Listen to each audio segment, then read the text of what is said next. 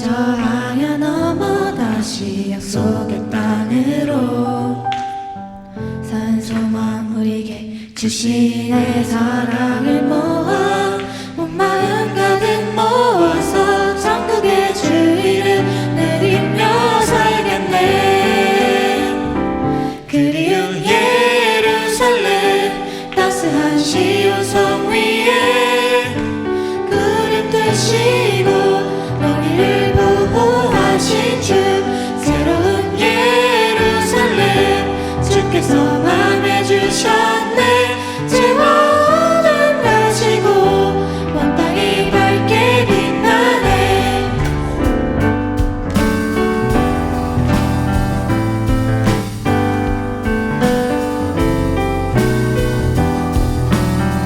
다시 한번 사랑합시다. 파란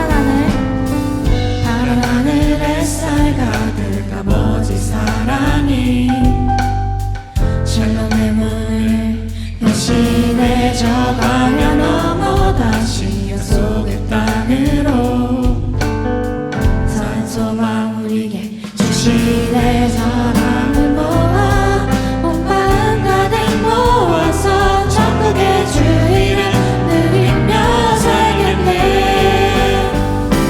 그리운 예루살렘 따스한 시온 성 위에 구름 드시고 우리를 보호하신 주 새로운 예루살렘 주께서 맘에 주셨네. 죄와 어둠 가시고 온 땅이 밝게 빛나네.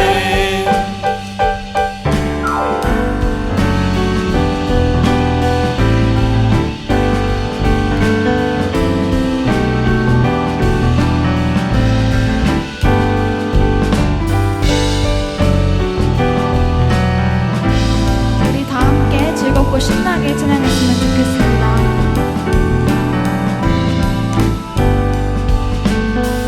사랑을 모아 온 마음 가득 모아서 천국의 주 이름 누리며 살겠네.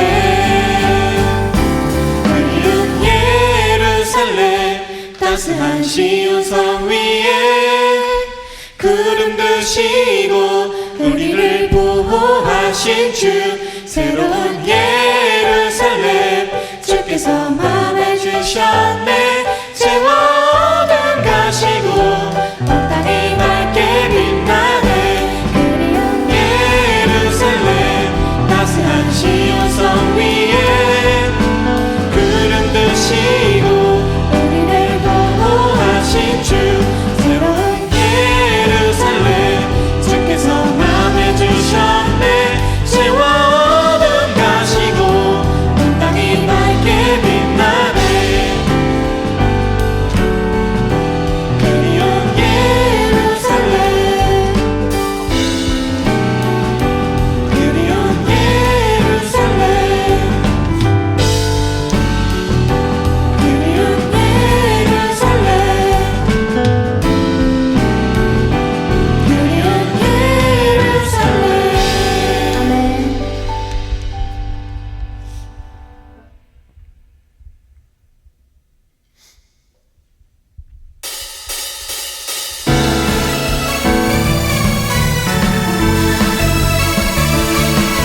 우리의 첫사랑이자 끝사랑 되시는 주님께 기쁜 마음으로 찬양하기 원합니다. 예수 나의 첫사랑 되시네. 예수 나의 첫사랑 되시네. 내 첫사랑 지존자 되신 그리스도 예수 찬양하리. 예수 나의 첫사랑 되시네. 내 첫사랑 지존자 되신 그리스도 예수 찬양하리. 보좌 앞에 나의 삶이 향기로운 제사로 주께 드려지길 원하네. 오직 주만 바라보며 나의 삶을 드리네.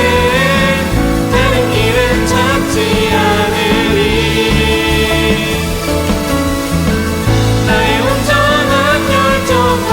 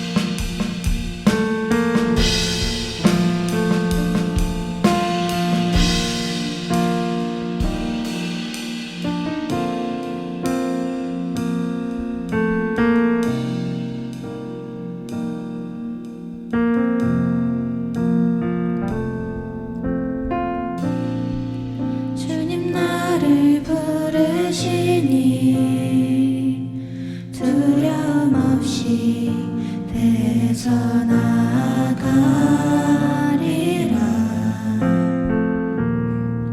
주님 나를 부르시니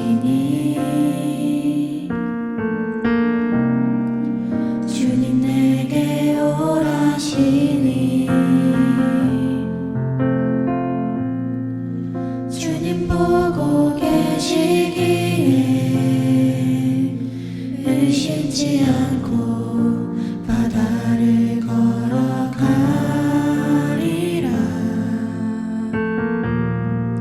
주님 보고 계시기에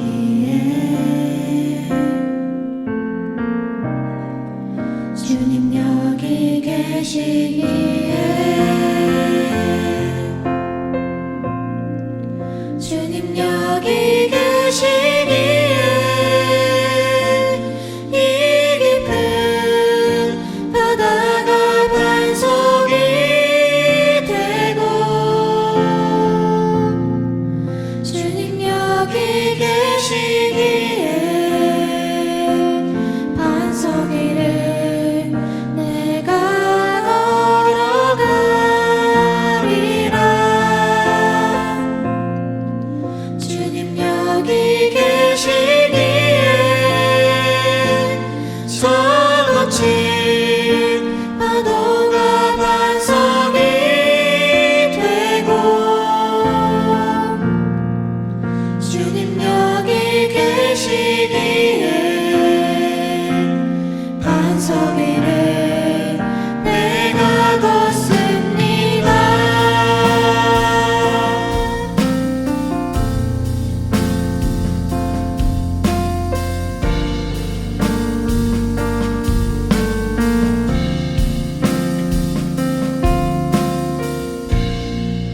주님 나를 부르시니 두려움 없이 배에서 나아가리라.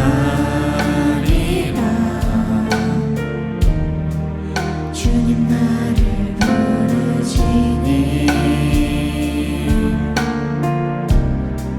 주님 내게 오라시니 주님 보고 계시기에 의심치 않고 바다를 걸어가리라. 주님 보고 계시기에 주님 여기 계시기에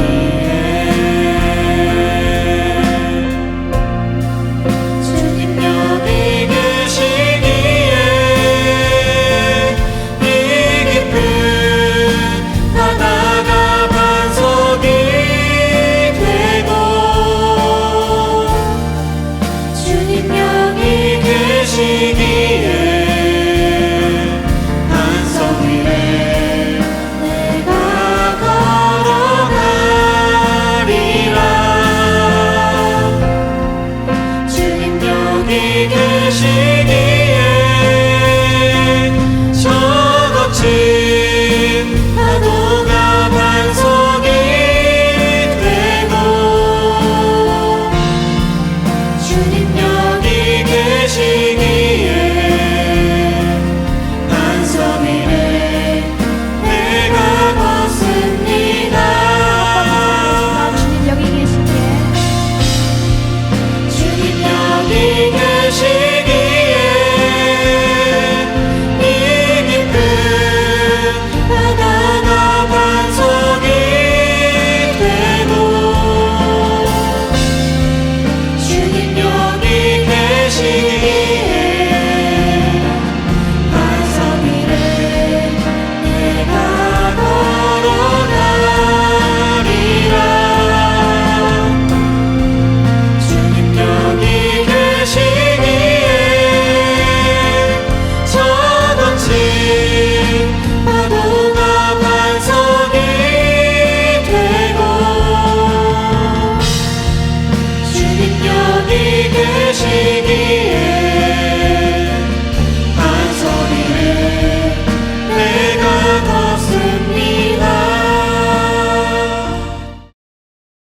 오늘 열매 맺는 삶이라는 제목으로 말씀 나누기 원합니다.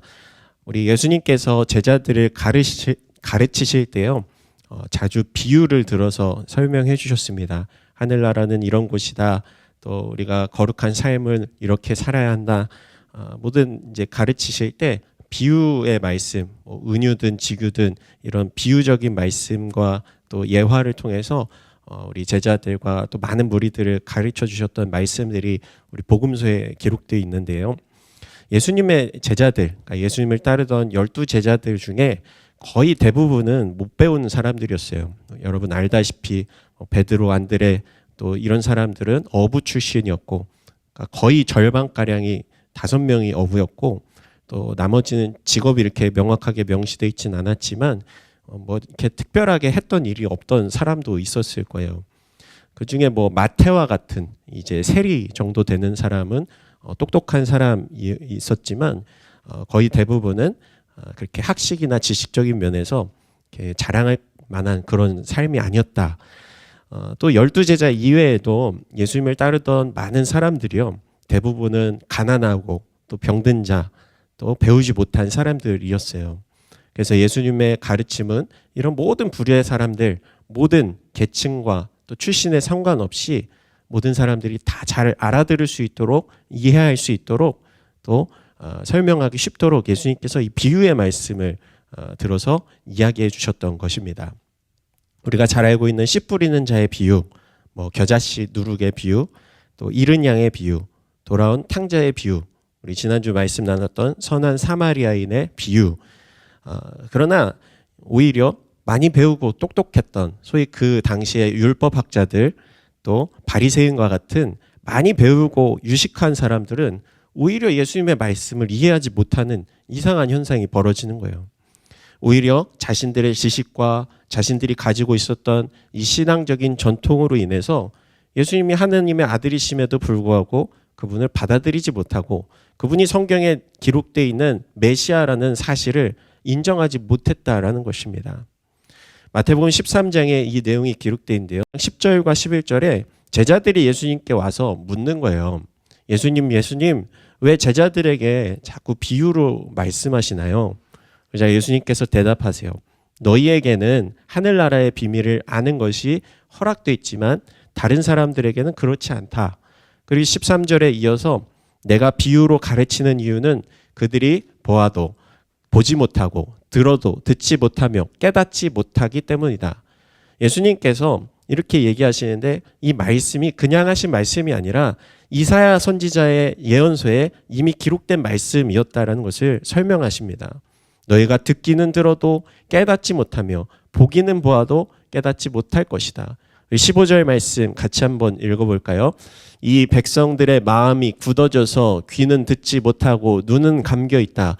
이것은 그들로 하여금 눈으로 보지 못하게 하고 귀로 듣지 못하게 하고 깨닫지 못하게 하고 돌아서지 못하게 해 내가 그들을 고쳐주지 않으려는 것이다.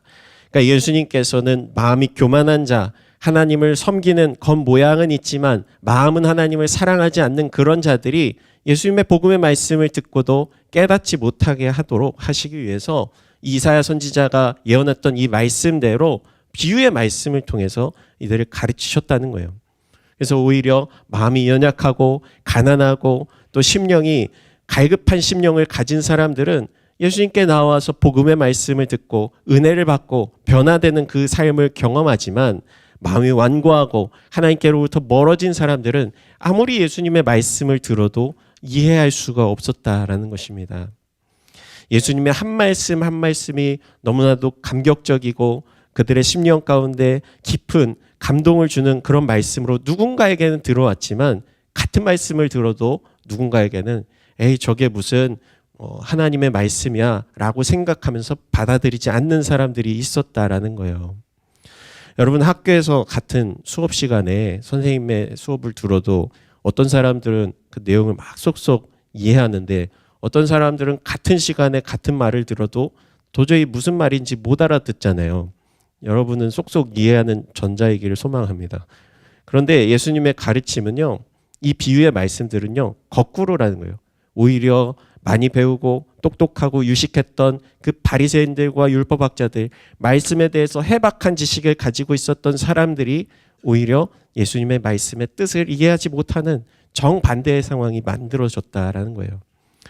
여러분, 지금 이 시간 주님의 말씀들, 우리 이 시간 함께 한자리에 앉아있는 우리 드림교회 여러분은요, 예수님을 섬기고 예배하고 또 하나님을 향한 믿음을 가지고 나아가는 여러분 모두 너무나도 알아듣기 쉬운 주님의 말씀으로, 복음의 말씀으로 여러분의 심령 가운데 들려지기를 소망합니다. 예수님의 가르침은 결코 어렵지 않습니다. 우리가 귀를 기울이고 하나님께로 나아가기로 마음만 먹으면 주님은 우리 마음 가운데, 심령 가운데 주의 음성을 들려주시는 거예요. 여러분, 오늘 본문에서 예수님은 포도나무의 비유를 통해 아버지 하나님, 그리고 예수님 자신, 그리고 우리들의 관계에 관해서 이 포도나무라는 것의 비유를 통해서 설명하시는데요. 여러분, 포도 다 아시죠? 포도는 이스라엘에서도 가장 친숙하고 가장 많이 소비하던 과일이었습니다. 그러니까 이스라엘 그때 당시에는 지금처럼 뭐 상수도 시설이 있지도 않았고, 그래서 우물에서 막 물을 길어 올려서, 사마리아 여인 비유 여러분 기억하시죠? 그러니까 우물물에서 물을 떠다가 쓰고 막 그러던 시절이었는데, 물이 이제 석회수였거든요. 그러니까 식수 대용으로는 이 포도주를 많이 마시던 그런 문화였어요. 성경에 기록된 예수님의 가장 첫 번째 기적, 여러분 요한복음에 기록된 가나의 혼인잔치 기적이었는데, 물이 포도주로 변하게 된 사건이었습니다. 그러니까 이스라엘 사람들은 이때 당시에 포도라는 것을 다 알고 있었고 다 먹고 있었고, 포도가 뭔지 모르는 사람이 없다는 거예요. 그러니까 모든 사람들이 이해할 수 있는, 이 가장 알 수 있는 이 포도라는 것을 비유로 들어서 가장 쉬운 난이도의 예화를 지금 예수님이 들고 계시는 것입니다. 예수님은 자신을 이 포도나무에 빗대어 비유하시며 설명하시는데요. 예수님은 포도나무이시고 우리 하나님은 농부이시다라고 말씀하십니다. 요한복음 15장 1절 2절 말씀 같이 읽겠습니다. 나는 참 포도나무요 내 아버지는 농부이시다. 내게 붙어 있으면서도 열매를 맺지 못하는 가지는 아버지께서 다 자르실 것이요 열매를 맺는 가지는 더 많은 열매를 맺도록 깨끗하게 손질하신다.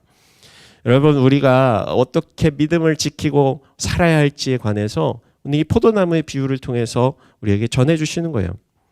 예수님의 여러 가지 요한복음에 기록된 말씀들 중에서 나는 땡땡이다, 에고에임이라고 하거든요. 나는 뭐뭐다라고 비유하신 말씀이 7가지가 요한복음에 기록되어 있는데요. 오늘 읽은 이 15장 말씀, 나는 참 포도나무다라고 하신 말씀은 마지막 7번째 말씀이었어요. 예수님과 관계된 존재들인 우리들이 이 사진에 있는 포도 열매들처럼 주렁주렁하게 가지에 열매를 맺는 그런 가지들, 우리들이 그 가지다. 그리고 아버지 되신 하나님, 우리를 창조하시고 우리를 인도하시고 우리를 먹이시고 입히시는 하나님은 이 포도나무를 기르시는 농부이시다. 그리고 예수님은 뭐예요? 이 포도나무 줄기, 포도나무 전체를 이루고 있는 그런 존재이다라고 비유를 통해서 얘기하시는 거예요. 여러분, 예수님과 우리들의 관계, 그리고 하나님 아버지의 관계에 대해서 너무나도 간략하고 쉬운 이 포도나무의 비유를 통해서 설명해 주시잖아요. 모든 사람들이 알아듣기 쉽게, 너희들은 포도나무의 가지야. 너희들은 나랑 붙어 있어야 돼. 근데 여러분, 1절에 나는 포도나무다, 아버지는 농부다, 바로 이어지는 2절 말씀을 보면 가장 먼저 이 가지치기에 관해 말씀하세요. 가지치는 사진을 보면 이렇게 가위로 이렇게 가지를 쳐내는데, 여러분 포도 농사 다 지어 보셨죠? 포도 농사를 지을 때, 포도뿐만, 저도 안 해봤습니다. 포도 농사를 지을 때 다른 과일을 키울 때도 마찬가지인데 중요한 것이 가지치기잖아요. 그러니까 열매를 잘 맺는 가지가 더 잘 맺을 수 있도록, 양분이 잘 공급될 수 있도록 건강하지 못한 가지들은 쳐내는 거예요. 그러니까 하나님께서는 이 주님의 자녀된 우리들이 풍성한 열매를 맺고 더 풍성한 열매를 맺을 수 있도록 이 나무를 가꾸시고 기르시고 손보시고 돌보시는 분이시다. 그분이 우리에게 바라시는 목적이 뭐예요? 풍성한 열매를 맺는 그런 것임을 우리가 알 수 있잖아요.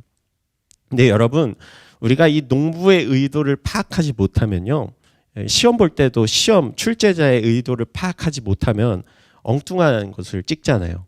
포도나무 가지가 혼자 이렇게 스스로 생각한다고 쳐보세요. 아, 나는 다른 가지들보다 조금 이쁘게 꾸며볼래. 아, 나는 이번 가을에는 오른쪽으로 조금 더 꺾여볼까? 한 70도 정도 더 꺾이면 더 다른 애들보다 개성 있고 눈에 띄지 않을까? 농부에게 있어서 이런 가지의 고민은 쓸데없는 고민이잖아요. 여러분, 하나님께서 우리 인생에 대하여 기대하시는 바도 마찬가지인 거예요. 우리가 하나님의 자녀답게 하나님의 뜻 안에 거하며 그분이 원하시는 열매를 맺는 인생이 되어야지, 그죠? 우리가 생각하고 우리가 바라는 대로 우리의 삶을 향하신 우리 하나님 아버지의 농부 되신 주님의 뜻은 뒷전으로 하고, 어떻게 하면 내가 더 폼나게 살아볼까? 어떻게 하면 더 멋지게 살아볼까? 어떻게 하면 더 성공하고 사람들에게 자랑할 만한 삶을 살아갈까라는 생각만 우리가 생각하며 살아간다면 나 자신의 유익만을 쫓고 살다가 결국 하나님, 농부이신 우리 주님의 열매를 맺는 일에는 등한시하는 경우가 생기게 된다는 거예요. 그렇다면 열매 맺는 비결은 무엇일까? 우리 4절과 5절 말씀 같이 함께 읽겠습니다.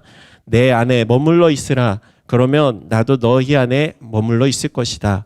가지가 포도나무에 붙어 있지 않으면 스스로 열매를 맺지 못하는 것처럼 너희도 내 안에 있지 않으면 열매를 맺을 수 없다.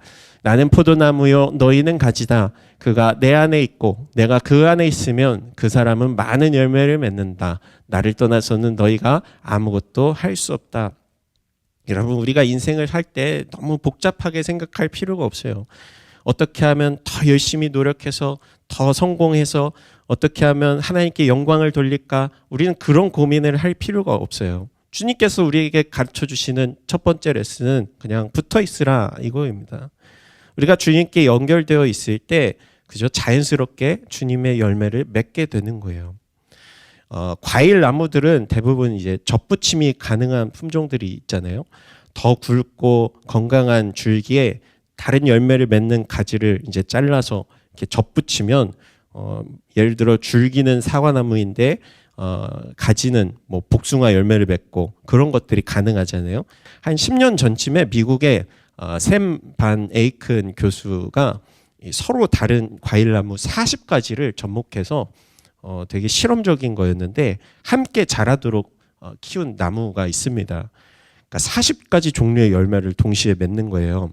그래서 막 테드 강연도 하고 그러셨는데 복숭아도 열리고 자두도 열리고 살구도 열리고 천두복숭아도 열리고 저희 교회 그런 나무 하나 있으면 되게 재밌을 것 같아요.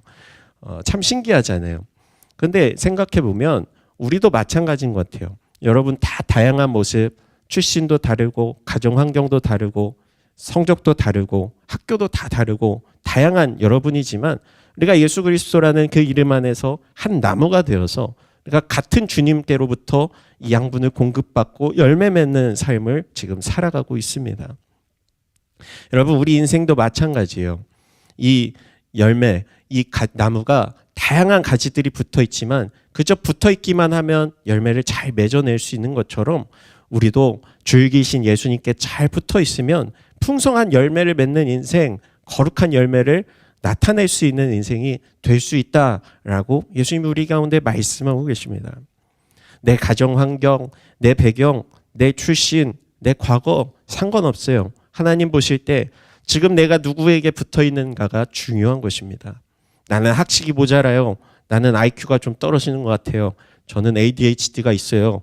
아무 상관이 없다라는 거예요. 주님께 붙어 있으면 우리는 주님의 성품을 풍성하게 맺는 존재들로서 농부이신 하나님이 우리를 잘 가꿔 주실 것입니다. 그러면 우리는 어떤 열매를 맺을까? 성경엔 우리가 성령의 열매를 맺으라고 기록되어 있어요. 갈라디아서 5장 22절 3절 같이 함께 읽겠습니다. 그러나 성령의 열매는 사랑과 기쁨과 화평과 오래 참음과 친절과 선함과 신실함과 온유와 절제입니다. 이런 것들을 금지할 율법은 없습니다. 세상에 속한 사람들은요, 세상의 열매를 맺지만 주님께 속한 자들은 이런 열매를 맺습니다.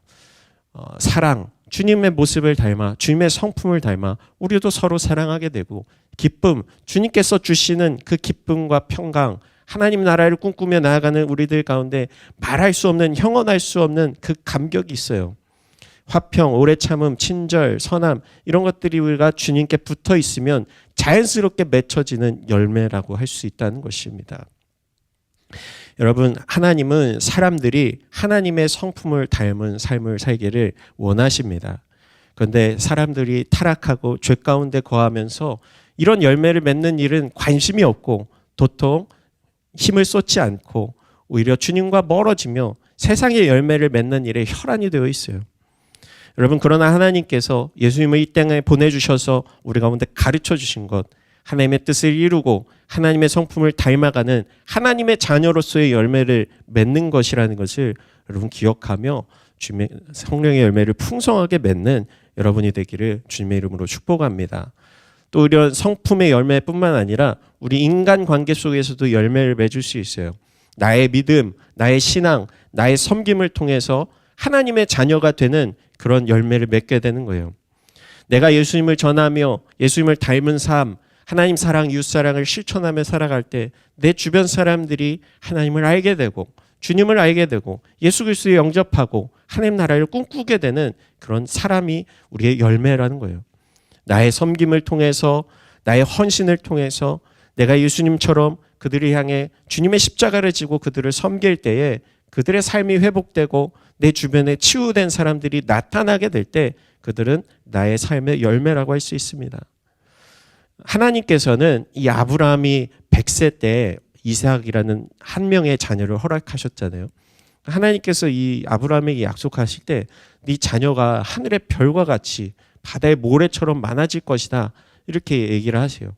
근데 정작 아브라함에게 주신 자녀는 달랑 이삭 한 명이었습니다. 믿음의 자녀는 이스마엘도 있었지만, 그러나 하나님의 말씀대로 이 자녀를 통해서 무수히 많은 믿음의 후손들, 아브라함이라는 한 사람의 믿음의 헌신, 하나님 앞에 씌워진 이 씨앗이 지금 이곳에 앉아있는 우리들에게도 몇천 년이 지난 지금까지도 그리스도를 믿고 하나님의 자녀가 된 수많은 믿음의 후손들, 믿음의 열매들이 지금도 나타나고 있다는 거예요.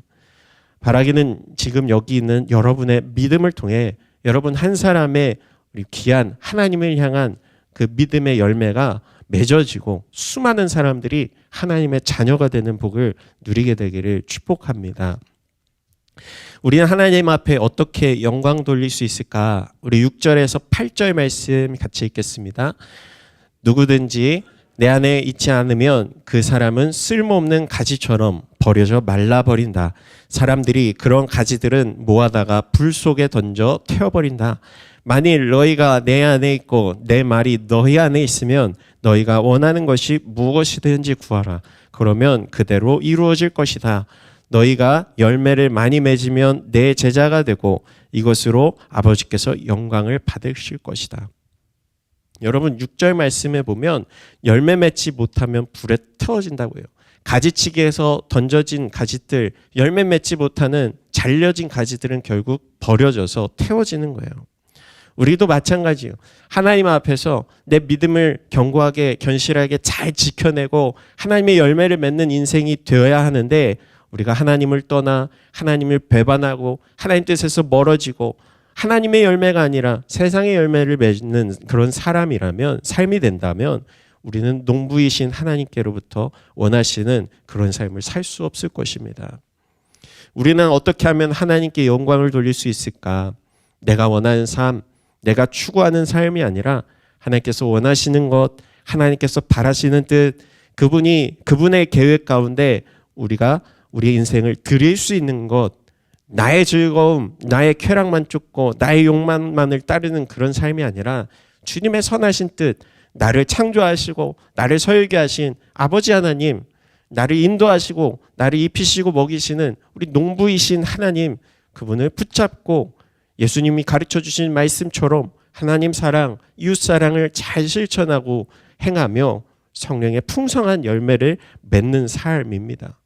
그것이 포도나무 가지인 우리들의 본분이고 우리가 농부이신 하나님을 기쁘시게 하는 일이라는 것을 여러분 꼭 기억하길 소망합니다. 여러분은 지금 어떤 열매를 맺고 있습니까? 어떤 열매를 맺기를 원하며 인생을 살아가고 있나요?